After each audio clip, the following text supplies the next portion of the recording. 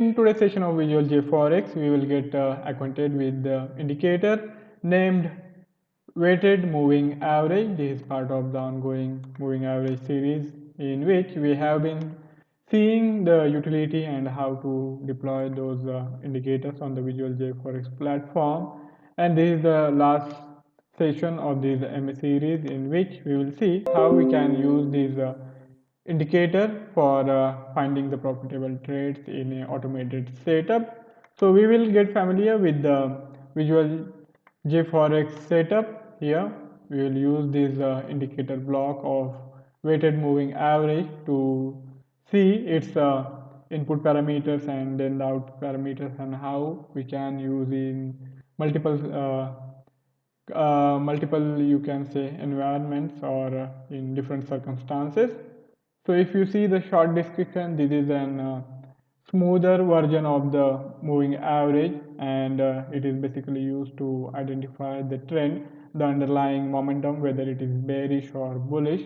And it is kind of different than the EMA. In EMA, we assign the weightage on an exponential basis. Here, we don't use the exponential basis. We have to define this weightage, what we want to do in a certain ratio.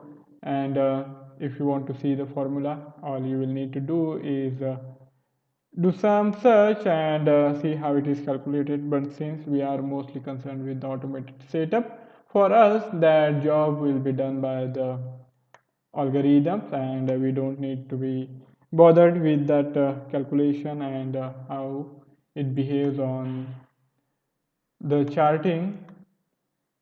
Now coming to this indicator setup, here in a Visual JForex setup, you can choose any of these start points, on tick, on candle, or trade event. All three will work fine, or any of three will also work.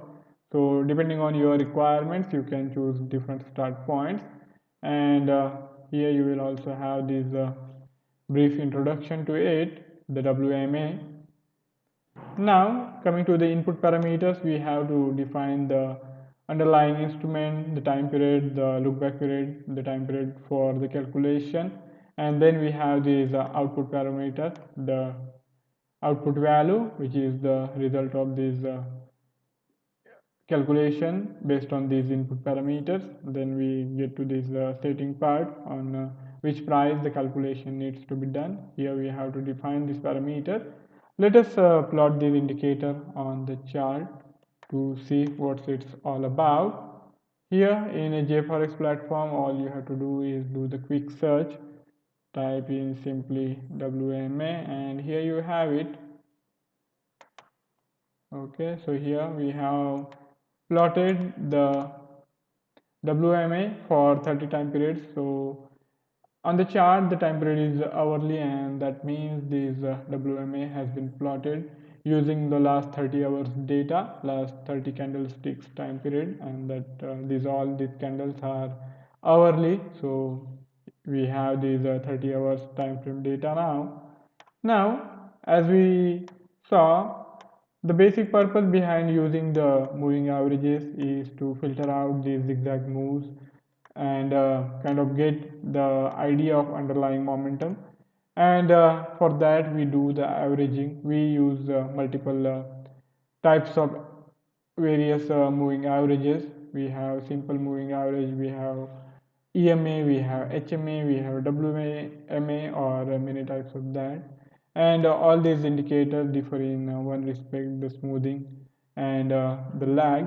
Here, in case of the WMA, we don't really see that much lag which we experience in the SMA, as the more weightage is assigned to the recent price action.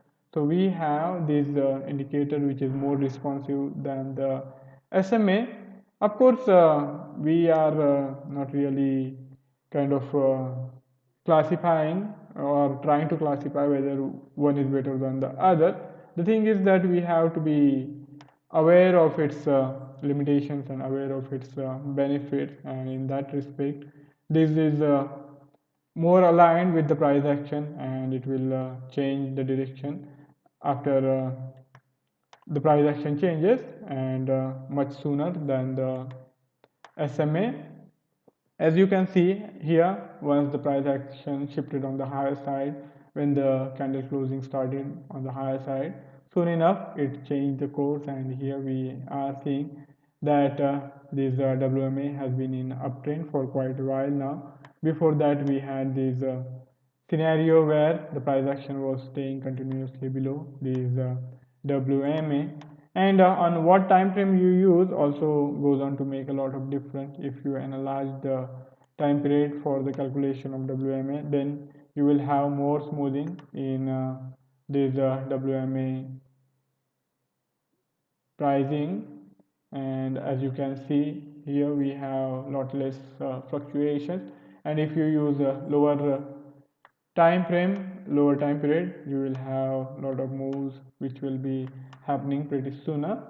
And we can use this indicator whichever way it suits our purpose. You can even define the algorithms that whenever the price action crosses from one side to other, even then we can consider it as a change of trend. But that kind of situation comes too often. As you can see here, we saw this price action moving on the higher side, then soon enough it again reversed the course and started moving lower. Then here we again got this move. So we can do even other aspects, like we can simply do the comparison between the current WMA output value and the prior output value, see if those are rising or those are falling.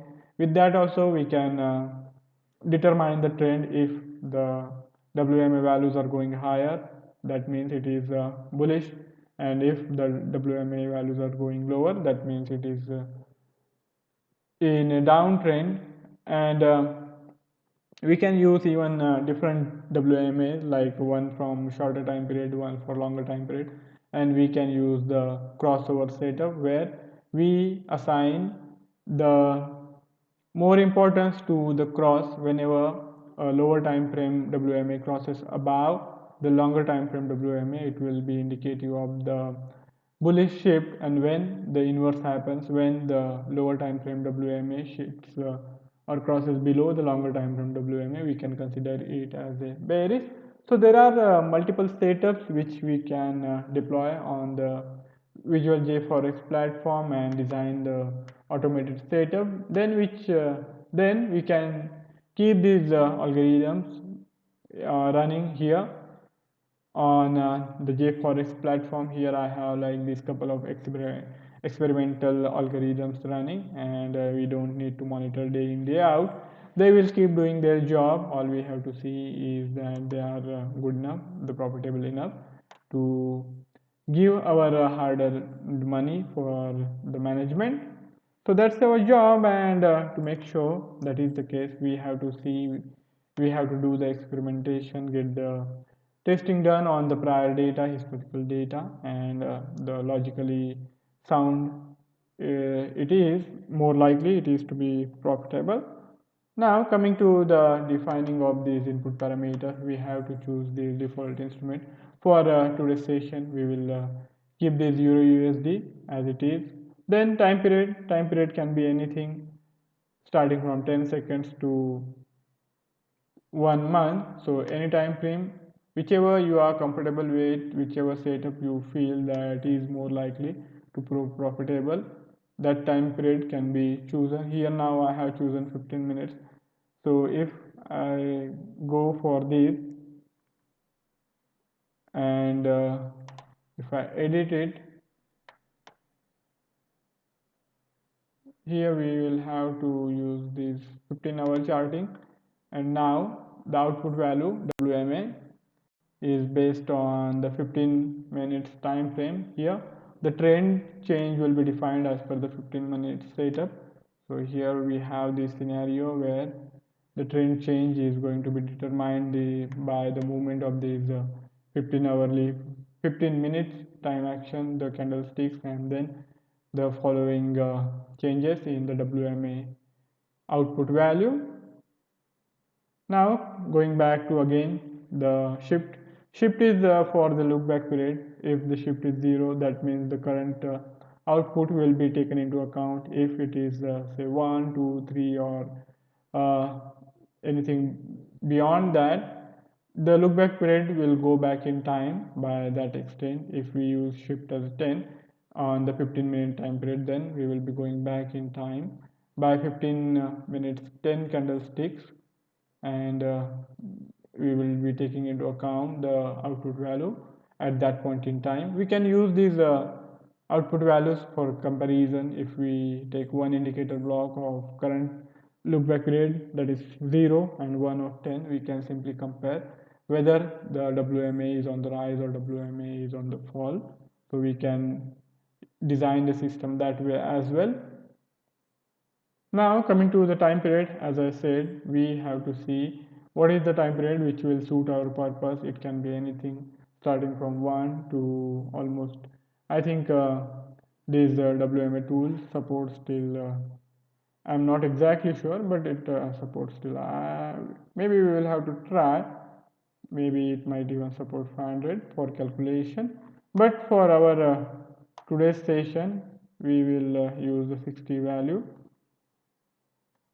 and the calculation for the output value will be done on the basis of this parameter. The calculation will be for the Euro USD.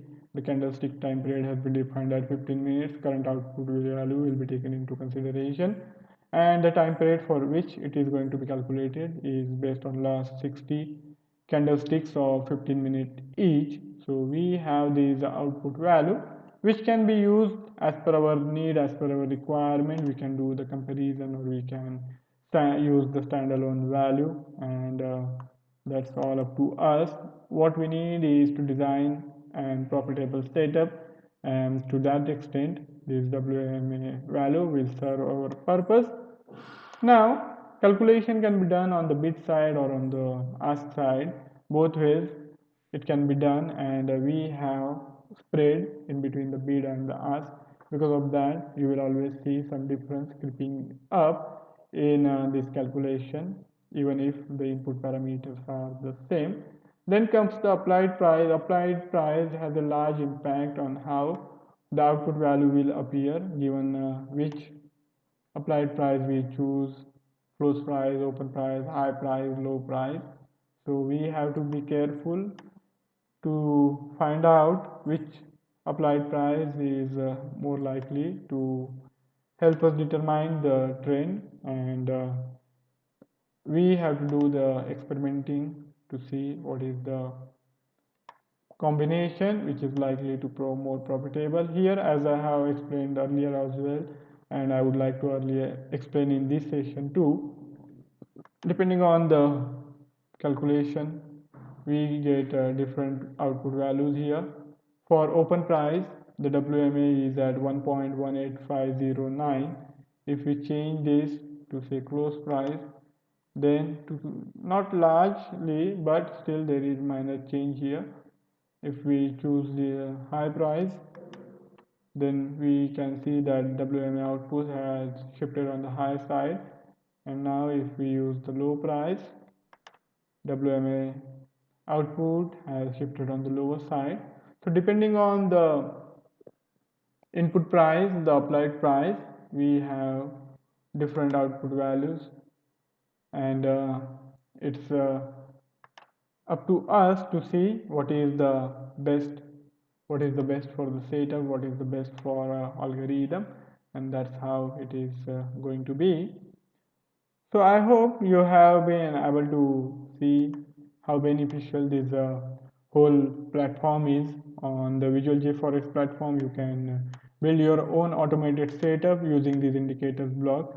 Of course, this is just the session to get familiar with. In coming sessions, after we are done with the introductory series, we will also see how to develop the algorithm involving single or multiple indicators.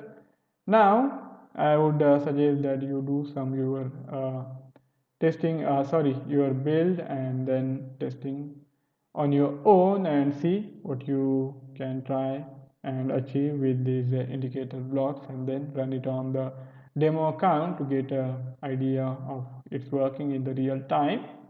So that's it from my side for today's session. We will be back tomorrow with a mathematical indicator. Till then, have a fabulous time ahead. See you tomorrow. Goodbye.